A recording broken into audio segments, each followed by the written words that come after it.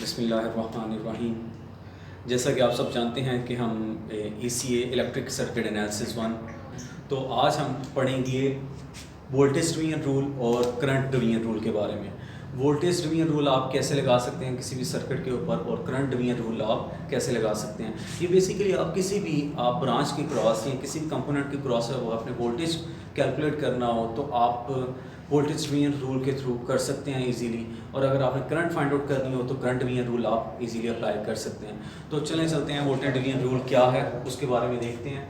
Voltage division rule के लिए मैंने एक सर्किट बनाया, सिंपलेस्ट सर्किट, जिसमें आप एक वोल्टेज सोर्स है VS, उसके साथ आपकी 3 resistance R1, R2, R3 series में मैंने अटैच कर दी हैं। तो आप ये देखिए यहाँ कि आपका जो V1 वोल्टेज आपने कैलकुलेट करना है वो R1 के क्रॉस, V2 वोल्टेज R2 के क्रॉस और V3 वोल्टेज R3 के क्रॉस कैलकुलेट करना है। तो ये कौन सा आप फार्मूला कैसे इंप्लीमेंट करेंगे वो आपको मैं बताता हूँ। अगर आपने V1 फाइंड आउट करना है वोल्टेज क्रॉस R1, तो वो उसका फार्मूला क्या होगा, आपका जिसके क्रॉस आपने वोल्टेज निकालना वो रेजिस्टेंस ऊपर और उस सर्किट की equivalent resistance means equivalent resistance जो है वो नीचे, वो R1। अब तीनों सीरीज में R1, R2, R3 end to end connection है, सीरीज कनेक्शन है, तो इक्विवेलेंट रेजिस्टेंस होती है सबका सम R1 plus R2 plus R3, ये नीचे, और मल्टीप्लाई बाय आपका सोर्स वोल्टेज, और इधर सोर्स वोल्टेज जो है वो VS है, तो मल्टीप्लाई बाय VS हो जाएगा। तो यहाँ से आपका V1 वोल्टेज आ जाएगा, वोल्टेज क्रॉस R1। अगर आप V2 कैलकुलेट करना हो तो वो R2 के क्रॉस है, इसलिए R2 ऊपर over R1 plus R2 plus R3 वो नीचे, मल्टीप्लाई बाय सोर्स वोल्टेज। और अगर आपने V3 निकालना तो वो R3 के क्रॉस है और इक्विवेलेंट रेजिस्टेंस उसकी नीचे, मल्टीप्लाई बाय VS। तो इन फार्मूलाज के थ्रू आप कैलकुलेट कर सकते हैं किसी भी ब्रांच की क्रॉस जो आपका वोल्टेज होगा वो आपका इजीली कैलकुलेट हो जाएगा। अब चलते हैं करंट डिवीजन रूल के ऊपर। करंट डिवीजन रूल क्या है? करंट डिवीजन रूल में आपने किसी भी ब्रांच के क्रॉस कंपोनेंट के क्रॉस करंट फाइंड आउट करना होता है। तो एक आपका करंट सोर्स मैंने इधर लगा दिया IS, इसके साथ आपकी R1 और R2 रेजिस्टेंस जो है वो साइड बाय साइड कनेक्शन है, वो साइड बाय साइड कनेक्शन को कहते हैं पैरेलल कनेक्शन।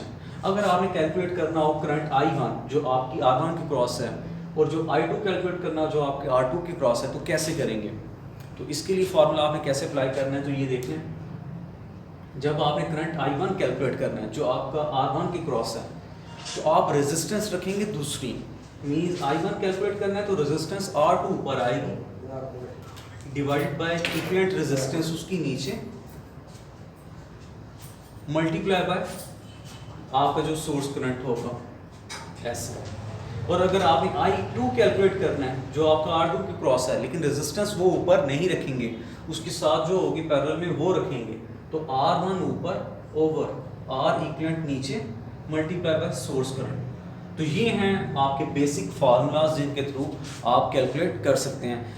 अब इधर से एक और चीज़ मैं आपको बताना चाहता हूँ। आप ये देखिए, अगर आपका सोर्स करंट इस नोड, ये आपका जो एक नोड है और एक आपका ये ग्राउंड वोल्टेज है, यहाँ देखिए आपका ये जो सोर्स नोड है एक, इसके नोड की तरफ जाने वाला करंट IS एक है, जबकि इस नोड से अवे मूव करने वाले करंट वो दो हैं, I1 एंड I2। आप कह सकते हैं ऐसे IS is equal to I1 plus I2, IS is equal to I1 plus I2। Source current is the sum of I1 and I2 current. तो आपने अगर I1 कैलकुलेट कर लिया है तो आप I2 के लिए फार्मूला ना भी लगाएं तो आप इसके थ्रू कैलकुलेट कर सकते हैं, और you can calculate the I2 current.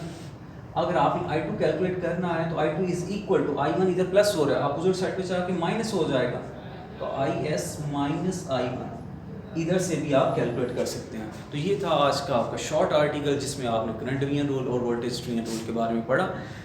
Next topic के साथ दोबारा हाजिर होंगे। नेक्स्ट टॉपिक में इंशाल्लाह हम नोडल एनालिसिस को डिस्कस करेंगे और उसके साथ दोबारा हाजिर होंगे। आज के लिए इतना ही, और इसकी एग्जांपल्स की आप प्रैक्टिस कहीं से भी कर सकते हैं।